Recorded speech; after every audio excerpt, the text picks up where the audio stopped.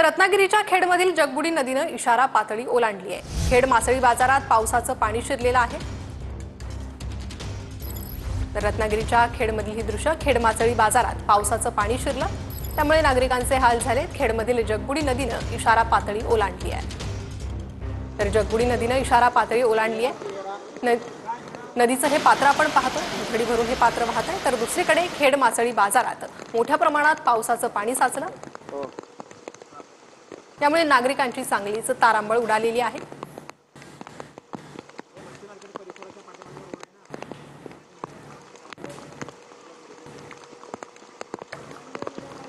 खेडमध्ये मोठ्या प्रमाणामध्ये जगबुडी नदीला पूर आलेला आहे। आपण या दृश्यांमधून पाहू शकताय की ही बटन मार्केट परिसरामधली दृश्य आहेत आणि मोठ्या प्रमाणामध्ये पाऊस देखील सुरू आहे। यामुळे पाण्याचं पात्र जे आहे, नदी पात्र हे मोठ्या प्रमाणामध्ये पाण्याने भरून असं वाहत आहे, ओसंडून वाहत आहे आणि जगबुडी नदीनं इशारा पातळी आहे ही ओलांडलेली आहे आणि यानंतर पाणी मच्छी मार्केटमध्ये अशा पद्धतीने आलेलं आहे। आपण दृश्यांमधून पाहू शकतोय की हा मच्छी मार्केट परिसरातला जो भाग आहे यामध्ये हे पाणी आलेलं आहे आणि होडीच्या माध्यमातून या ठिकाणी साहित्य मार्केटमध्ये जे आहे हे काढलं जाणार आहे। प्रचंड मोठ्या प्रमाणात पुराचा धोका हा या ठिकाणी निर्माण होऊ शकतो आणि याच मार्गावरून पाणी जे आहे हे मच्छी मार्केट परिसरातून बाजारात येऊ शकतं।